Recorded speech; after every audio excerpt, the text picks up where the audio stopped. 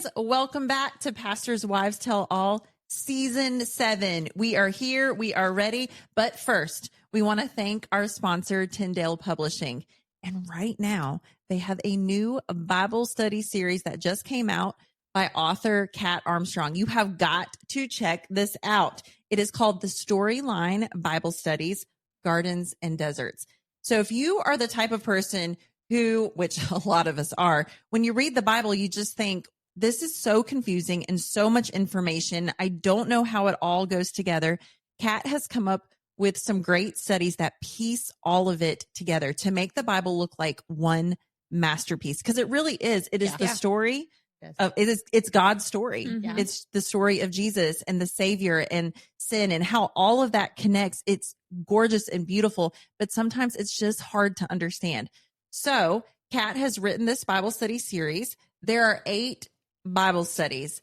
They all correlate and go together. You can do one by one. You can pair them up because there are pairs. You've got one that's called mountains and you've got one called valleys. Do that together. You've got one called sticks and then stones. You can do that together. Sinners and saints, do that together. Gardens and deserts, do that together. Yeah. But ultimately, this will highlight what the Bible is as a whole. It's really cool. Mm-hmm. It's so cool. I'm actually really enjoying these studies, and I'm excited to bring these to our women's ministry. These studies basically just guide you through the storyline of scripture. Each one will follow a person, place, or thing in the Bible. Each study is 5 weeks long and can be paired with their partner, the thematic partner, for a 10-week study. Mm-hmm. So this might be really cool for you to look at if you are interested, which I know right now you are. You're so very interested. You should be. Yes. Then you need to head over to thestorylineproject.com. I'll say that again, thestorylineproject.com. And that link will be in our show notes. Now let's get to our conversation.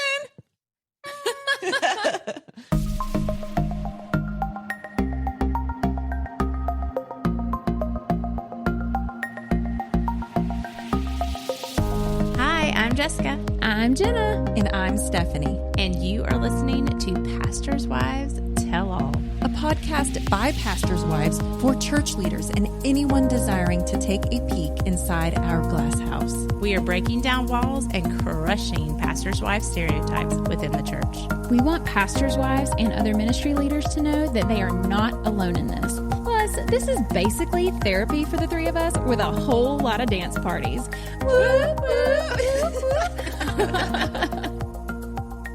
Guys, welcome back to season 7 of the podcast. This is nuts. We have been doing this for 5 years and we are so ready to dive back in, talk about good things, hard things, in between things, whatever, all the things. I'm just shook that it has been 5 years. Yeah. Right? Like, that is wild. So much has happened in 5 years. So much has happened. God has done so much and we have learned so much. 100%. That is for sure. And we're going to keep on sharing what God has been teaching us because over the summer, I think all 3 of us have dealt with a lot. God has grown us. We have dealt with hard things and we want to be able to share that with you. We always try to be raw and honest with you as much as we can, but we also have some exciting, fun things to share what God is doing. Also, can we just take a minute to thank anybody who donated towards our new podcast setup?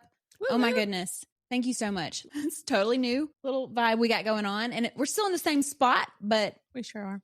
But it's cuter and comfier and cozier, but you will only see it if you get on YouTube, by the way. That's right. So if you're not on YouTube, go find us. Go right now. Fun. Right now. And we're not in the closet anymore, guys. No. We've come a long way. Yeah. We definitely started recording this podcast on the floor of my closet, mine and my husband's closet. So that was... I kind of missed those days. It was so cozy. Oh my goodness. It was hot though. It was so hot. It was. She's not wrong. No. It's fine. But hey. Yes. We are ready to dive into this season with some updates on our life, some vulnerability again, all the things. So let's get started with that, guys. Yeah. So, okay, let's just talk about the whole summer, kind of recap. What is something that maybe was just a way that God really blessed you, something you've been learning, maybe a ministry fail. I mean, whatever you want to talk about, let's talk about it. Oh, who wants to go first? I think you do. Oh, do I? Okay. Well, okay. So, I would say going into the summer, I was struggling a little bit mentally and spiritually because our church, we had lost a few families, and not for bad reasons at all. And then I was traveling a lot throughout the summer, and my husband was too, and he is the lead pastor. And when you know that when you are traveling, you feel disconnected, especially if it's more than once. And then losing families, and then everyone was going on vacations. We are a vacationing church for how small we are. We vacation a lot. And I just got really down going like, God, like our church is not growing. People are not here. It just feels different. And I struggle with that. I always have. Like even when we were in youth ministry, when the seats were not full, I was like, what is going on? Why are people not wanting to be here? Even though like I knew like it's vacation, like it's time where people are traveling. Like I knew that, but it still felt different when I was in the sanctuary, because I love to be able to, I love corporate worship. I love when there's a full church and you just are singing in unison, praising God, and then just being able to share life with everybody. So I felt a little disconnected, but a lot of that was me too, because I was traveling, and I was even questioning like, God, are we doing something? Like, are we doing something wrong? Is there something that we need to change up? And I would say over the past 3 weeks, like we held on, we kept going. And I've just seen, even the past 3 weeks, God doing amazing works in people in our church. And I'm seeing growth happen, and I'm seeing discipleship happen. And it just reminds me of the importance of not walking away. Even though I know like vacation was good for my soul and good for everyone's soul, when we're all together and we can hear the stories and the testimonies of what God is doing, it strengthens your faith. It makes you feel connected as a body. And so it's just been really beautiful over the past couple of weeks to be able to be together. Everyone is back from vacations and see what God is doing. And we've still had some hard moments, but I've seen the Lord move. And it's given me like a, what would be the word? Like not rejuvenation, but I don't know. I'm excited. Like a boost. It's given me a boost, and I'm excited about the fall and the winter. And it's awesome. So yeah, it was stinky. Nothing that really I could have done about it. But I think that we have to get ourselves out of those mindsets sometimes. It's really easy to get there, and the enemy can take you down a rabbit hole going like, y'all are doing something wrong, or maybe you should just leave, and all of that. Or, you know, maybe you just suck at what you do. But God really has just opened our eyes to some new ministry opportunities. It's funny because I'm sitting here thinking about ministry, and we've been in this for a very long time. And for those who don't know, we have been in youth ministry the entire time since we got married. Like that is all we've done. We don't plan on going anywhere from that. But sometimes I think now at this age, even I'm like, are we still relevant? Are we? I know my husband has struggled with that sometimes, but then I'm like, I see the growth, and I see these teenagers in the college, because like now, many of those teens who started out in 7th grade are in our college and career group now, or getting married. Like it's just a whole thing. Like you're seeing the whole cycle. But I think what has been encouraging this summer is seeing that college and career group develop, and wanting to be even more a part of the body of Christ and be even more involved in the church. And exciting. Right now we are in the midst of moving into our own space in the church. So we have not had a space for college and career, but we have grown enough for probably, when everybody's home, probably run around 30 college and career, which is huge for a smallish church, you know? And so I don't know, it's just exciting to see them. And even when all of them are not here, it's still a very good sized group. And so we have this new room. We just got some furniture off Facebook Marketplace. The kids are like excited. If I say the kids, they're adults. I know. There'll always be kids, but they're kids to me. I know. And then we've got these different ones that are getting engaged or getting married this year. You had a wedding this summer. Yes. We had one couple get married this summer, and it was one of the most precious weddings I think I've ever been to, just because when you know their story and some of the background, and then you see the way that they look at each other, and you know that this couple wants to serve the Lord with all their hearts. Like it's just, gosh, I could cry right now thinking about it. it just was like a full circle Mm-hmm. moment. And then we have another couple getting married in November, and then another one in the spring.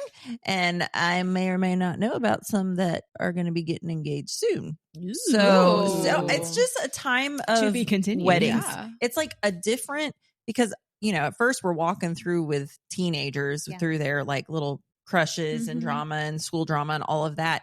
And then now to be a part of like, oh, we're in a new season. They're getting married. They're starting a different part of their life. We get to disciple in a different way and have marriage counseling and different things like that, which is, it's just different. It's a different stage of life. And I'm really enjoying it. It's so awesome. What about you, Jenna? Oh my goodness. I don't even know where to start. Honestly, this summer has been, first of all, whiplash. Let's just talk about that for a second. It has gone by way too fast. And usually I'm that mom who is like, I'm ready for school to start back. I need more consistency and, you know, schedule in my life, which is true still, but I'm not going to lie. I have really enjoyed the summer. I have made myself rest more. I have made myself sleep in a little extra. Yeah, girl. And be in pajamas curled up with a blanket. That sounds so just like whatever, but sounds like wonderful for me, that's actually a really big deal because that's not my go-to, but I have craved that, which has been really sweet. And I talked about this a little bit on one of the last episodes of season 6, but we did step out in faith and we moved churches. My husband is the production director at a new church in our city. It's actually not technically in our city. It's 30 minutes from our city. And I have enjoyed that drive. At first I was like, wait a second, this is going to be it's a beautiful different, drive. you know, but it is a gorgeous drive and it's so peaceful. That 30 minutes with worship music on Sunday mornings, I cannot tell you what it does for my soul. But I kind of hinted, you know, at the beginning of the summer that we knew that this was a big step of faith, but we didn't know what God had in store for us because it didn't make sense. This move didn't make sense for us. We were happy at our previous church, and God has just like little thing by little thing by little thing has he done that have just confirmed that we are exactly where he wants us. And recently, and I can't wait to talk more about this, but I'm still honestly processing it, but God has blown our minds with just provision in ways that we never expected. I get chills all over my body when I think about it or talk about it. I actually just told the girls about it all this morning. So it's very fresh and new. God just did a miracle in our lives. And I'm so thankful. And he has shown us this past year above and beyond anything he's ever done for us and our family, like how he can provide and how his ways are not our ways. And he just wants us to be obedient when he asks us to do something. And even when it doesn't make sense, even when we feel like we're taking a step back. And he has moved, and I'm still just, he's a God of opposites. He's a he God of opposites. He truly is a God of opposites. And I think that if we could all grasp that, and I don't mean just like hear it, but like truly grasp that in so many different areas of our life, from, you know, making a decision when it feels like a wrong decision or when it doesn't make sense in our minds, to even like not opening our mouths and saying something in a moment to our children when that's what we want to do, but maybe saying something completely opposite of what you typically would say, then I think that our lives would be so much different. Why do you think we struggle so much with obedience? You know, like it is our way. It's our nature, that flesh, to fight against it.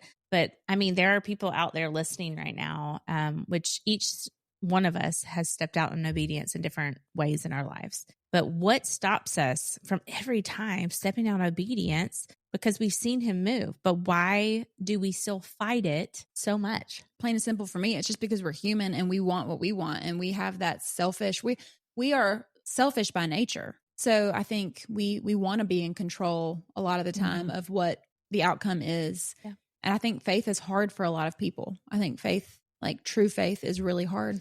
But I think I don't know. The faith is hard because no one steps out in obedience. 100%. Because if you don't ever step out in faith, in obedience, then your faith will never be stretched. Can't grow. Right. So I think that is one of the answers, is people are not stepping out. So they're not seeing how God will provide, how God will answer this prayer according to his riches and goodness and what you need, not what you want. What No, about that's you? exactly the answer. Yeah. Is they're not stepping out. I'm just thinking it's kind of a paradox. Like, what came first, the chicken or the egg Mhm. situation? Because it's like you need faith in order to step out in obedience, but your faith doesn't grow unless you step out in obedience. And so here we are, like, we're not being stretched because we're not stepping out. It's the flesh is weak. Yeah. I mean, Yeah. that's like, to go back to it, when you are saved, your spirit is saved. Your flesh is still weak. Your flesh is still wanting to do the wrong thing. And but you've got the spirit now inside of you.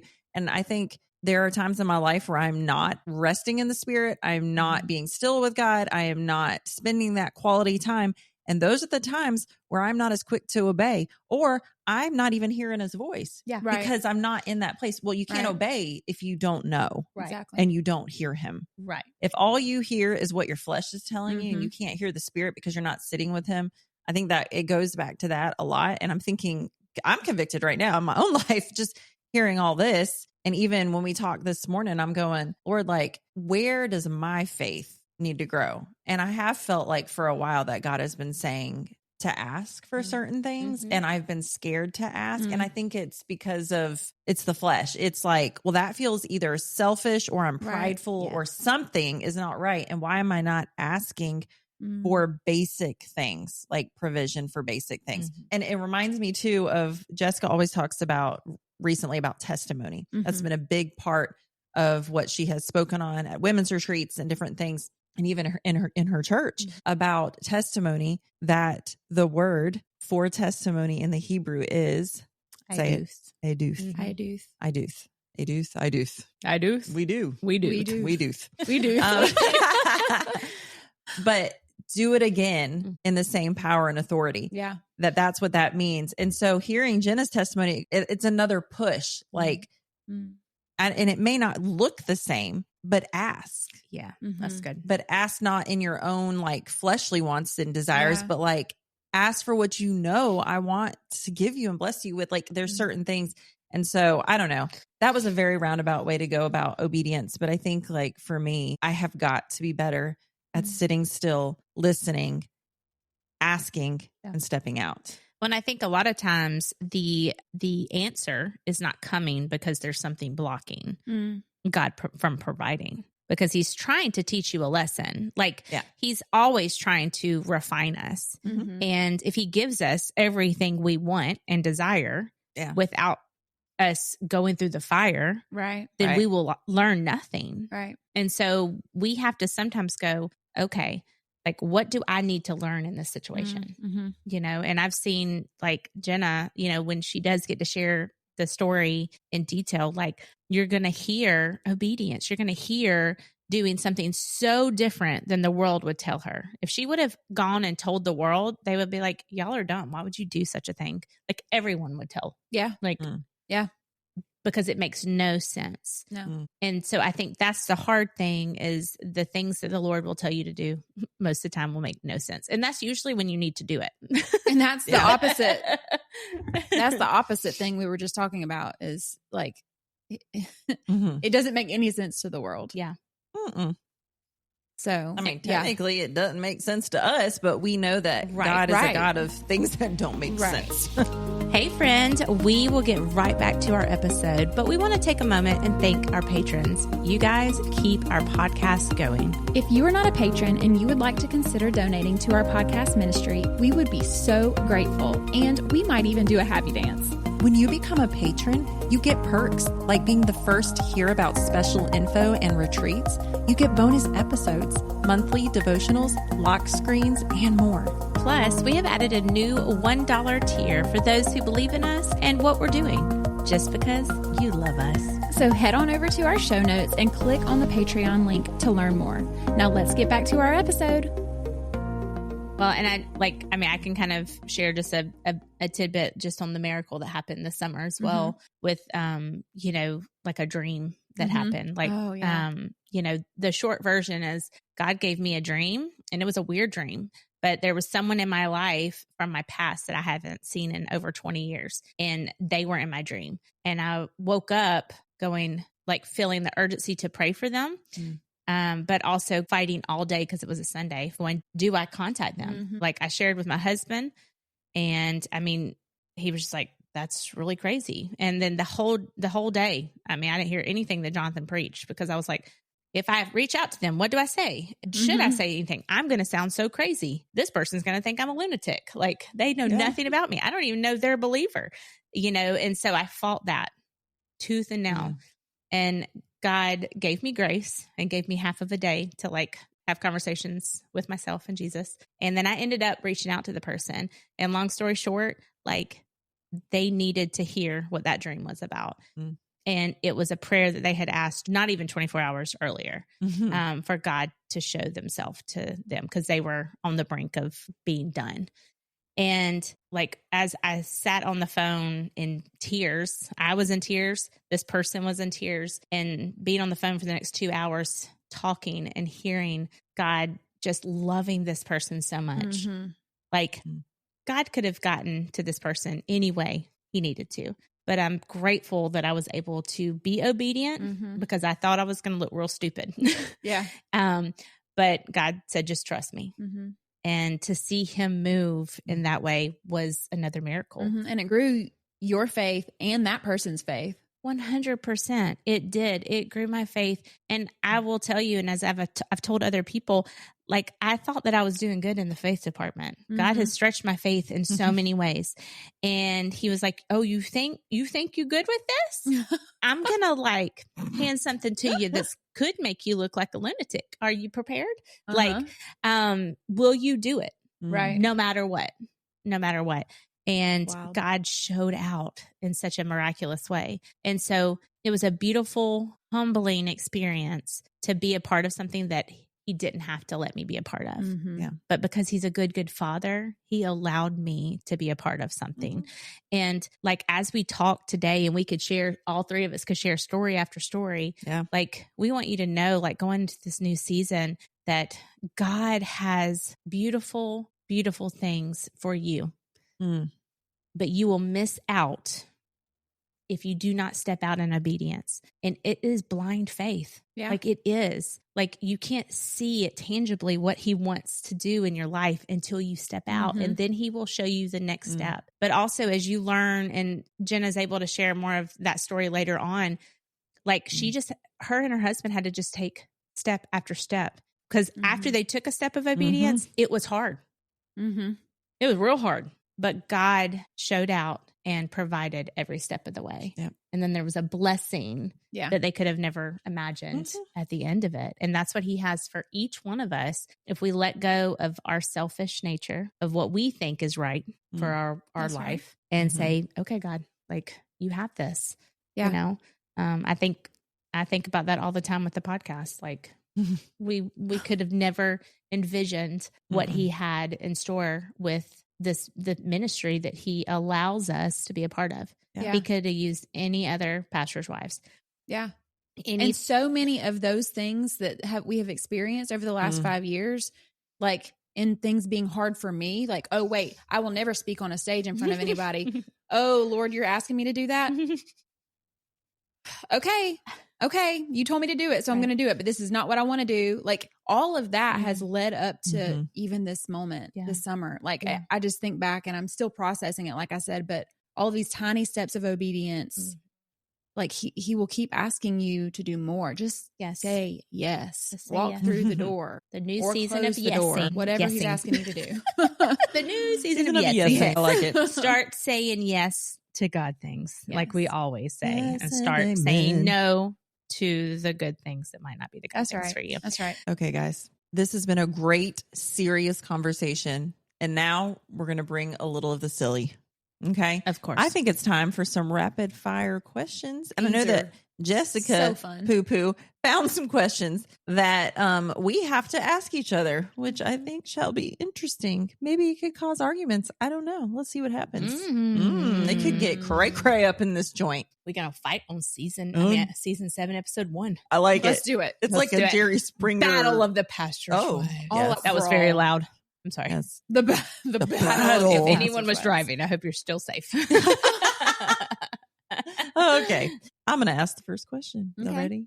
What is the worst church potluck food you have ever braved? to put in your mouth. I'll be real honest. I haven't been to a church potluck in quite some time, but I feel like it probably was some sort of like fruit salad. That's what I was going to say. A gelatin. A gelatin. I like here. I'm going to be for real with you.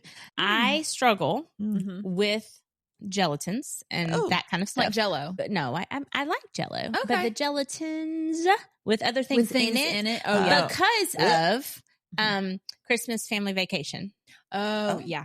Because what did the grandma do? She put cat food in it. And I could just imagine over the years, there have been people that have brought food. Let's just be for real here, not sugarcoating anything. But like everybody's house isn't clean. That's Everybody so true. doesn't wash their hands. Everybody doesn't clean or cook the way that you might. And so true. What truly goes into their food? And so with the fruit salad, with it being all gooey and stuff, I struggle. Okay. You're welcome. New fear unlocked. Oh, great. Right now. Yeah. I will say though, at Christmas time, my mama makes that it's like a cranberry something gelatin salad that's got cranberries and orange. But that's and your some- mom. It's your mama. That's your so mama's true. kitchen is That's clean. not a church potluck. Yeah, her kitchen is clean. That's true. Okay. And Carry on. I would trust your mom. What about you? What would be yours?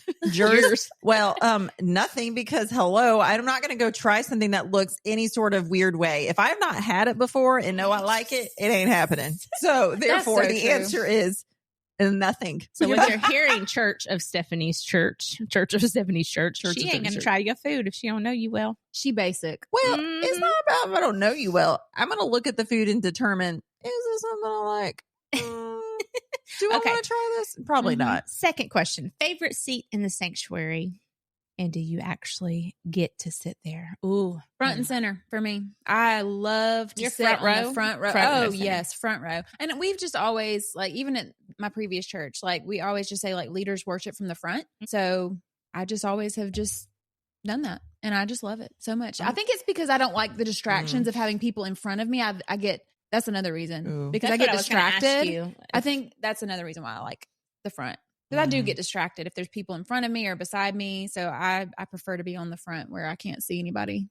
Okay. I have a very different answer for this. No, go ahead. Okay.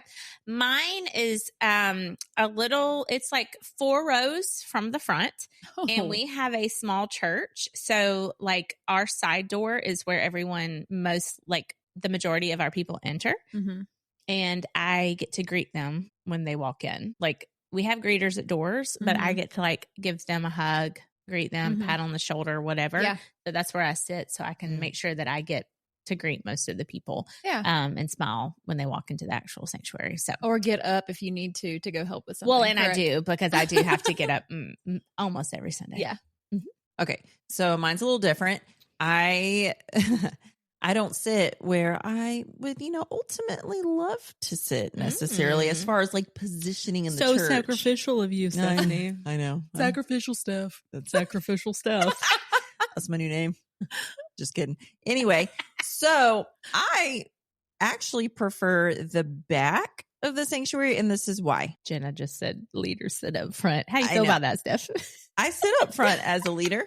I am up front. But here's the problem. My natural inkling and my natural personality is to want for you to notice me or like the good things about me. And so for me to really focus on the Lord, I have to be in the back where people can't even see what I'm doing.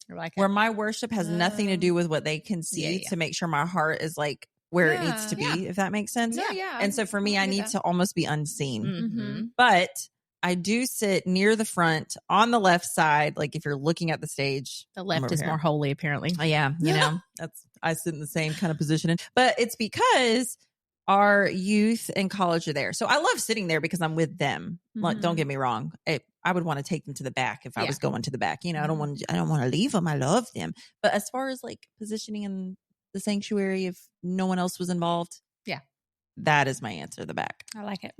Okay. All right. Next question. Tell us one word to describe ministry life right now. We should all say it at the same time. One word. First, get it in your head.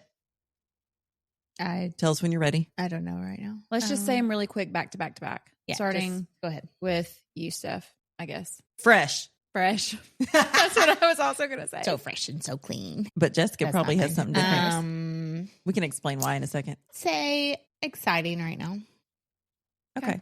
So for me, fresh was because of all the newness with the college and career group. And that right now is a big part of my life right now in ministry and what I'm loving. So it just feels new and fresh. So that was the first thing that came to my mind. Fresh for me also because we're at a new church where it's like fresh start. Yeah. Lots of things are just super fresh right now. Fresh, so fresh and That's so clean. that's so true. So fresh and so yeah, clean. a lot of fresh things happening.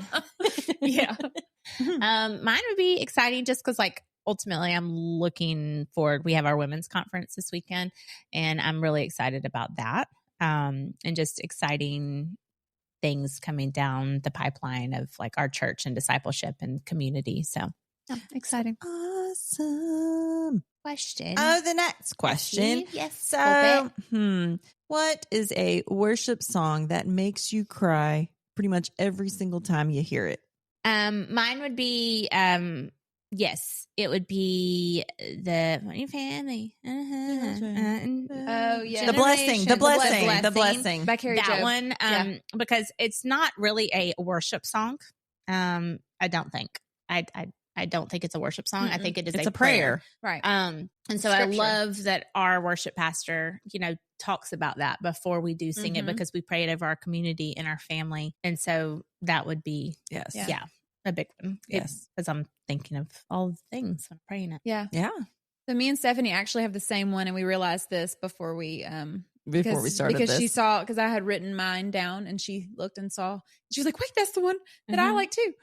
But I speak Jesus. Oh yeah. And my our choir goodness. just sang it this past Sunday, and they did such a beautiful job. And the whole time I'm like feeling all the feels, especially with the part with family. Yes. When it talks about family and then like anxiety and like all Oh, of that, yes. like I sob every single time. It's like when it comes on, I'm like, okay, Jenna, here we go. Here we go. Here we go. It is, it's just a powerful song. I Agreed. love it. So Agreed. much. And that is a prayer. It's a prayer Yes. for your church, Yeah. for each other, for your family, for all the things. Yeah. And I guess it's just prayer is powerful. It And the is. name of Jesus is powerful. And that one Right. just keeps saying it Yes. over and over again. I'm And like, especially yes. praying it in unison and singing it Yes. together. Oh my gosh, it gets me every time. I loved it one time at our worship pastor had us like reach our hands toward like and move throughout the congregation and put our hands toward so we were praying it over like our neighbors. And it was just like, oh my gosh, it was so cool. If we were all in a church softball game, who is most likely to injure themselves first? I want to say this first. Can I say? I have been on many church softball teams. I would say I like basketball and volleyball better. Church volleyball. Oh, is I the love best. some But softball. anyways, go ahead. Softball's my favorite sport to play. But I was envisioning, Jessica likes to get thrown by ghosts. And so I envision her. Also, she's very brave. So I could by envision her ghosts. at this age, like all those times she's been shoved and we don't know by who and she falls backwards in our reels. Yes. And so what I envision now is Jessica thinking like, I got this. And she goes diving into home plate. And then because she thinks she can handle it, she injures herself, but she pretends she has not injured herself. She's like so good and then totally fine. But then deep down, the ghost that pushed her into the home plate. For sure the ghost. Yes. pushed me. She is injured. Or one of us runs into her and she just every time we do reels and we accidentally run into her and she goes flying. I feel like she had this story prepared. She was ready. Yes, I think did. she Jenna, for what sure about did. you? Well, I was going to say Stephanie first. I forgot that Stephanie played softball. So therefore, I'm going to change my answer to me because I would probably get injured and hurt myself. But I was just thinking like, as we've gotten older, like Stephanie sometimes gets to where like her back's hurt. Oh, and you're not she's wrong. constantly walking around like, She is our old great. lady. You are not wrong. Yeah. Even though So- she's not the oldest, she is the old lady. Yes. Yeah, you're not wrong. Yes. So I could see why you would say that. Mhm. Mhm. So, but That's what I was going to say too, Stephanie. did not play sports in high school. So I was a cheerleader and I considered that a sport, but some people would have something to say about that. Don't come at me. I loved cheerleading. Oh, are you one of them? She said, don't come at me. No, I'm laughing because you said Don't it. come at me. No, I do. I think that I would say I think that some cheerleading is a sport. It depends on where you are and what back, I would at not it. think what you did was a sport. I love you. Because competition, is that what you're talking about? I would say Competition? like the United and all of Yes. those, like Yes. what they do and the Mhm. athletes that have to happen. Yes. But the traditional cheerleader of hurrah and jumping and putting your fist up in the air, I'm going to say heck no.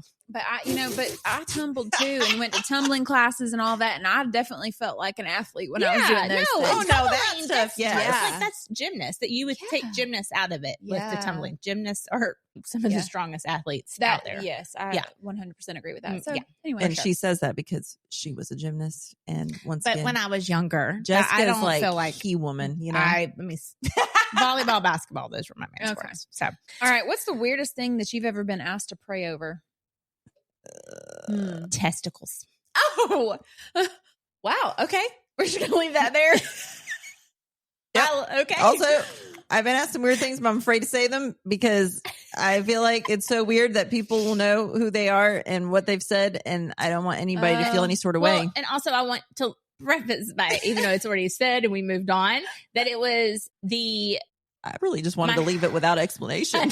Husband and another guy later, and then therefore, but I was not in the initial ask, but then I was second party ask to pray. So, and sometimes they do, but it was still just. Oh, it is different. I can think of stuff. Okay. I'm thinking about kids. They ask some funny things. That's so true. Let's pray for my friend's dead cat. Things like that. And you're like, okay. Mm-hmm. Yeah. He's dead. There's not much to pray for. He's gone. Yeah. I can't think of anything specific. Yeah. So, but I think dead cats and testicles are plenty for this conversation. So, and on that note, leave that there. We're going to leave this podcast right here. This episode is complete. Yes. You're welcome. You're welcome. We love you guys. So excited about the new season. Yes. Yeah. Until next time. Peace. Bye.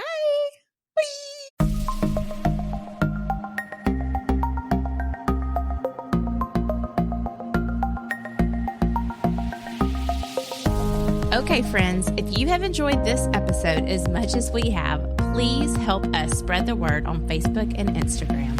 If you didn't know yet, Instagram is where all the fun is at. From dance reels on Wednesdays to spiritual encouragement and laugh out loud posts in between, there is something for everyone. And last but certainly not least, if you could take a moment right now to stop what you're doing and give us a rating and review, even subscribe to our podcast, this seriously helps other people find us who wouldn't be able to otherwise. Thank you so much for your love and support. We hope you'll tune in next week.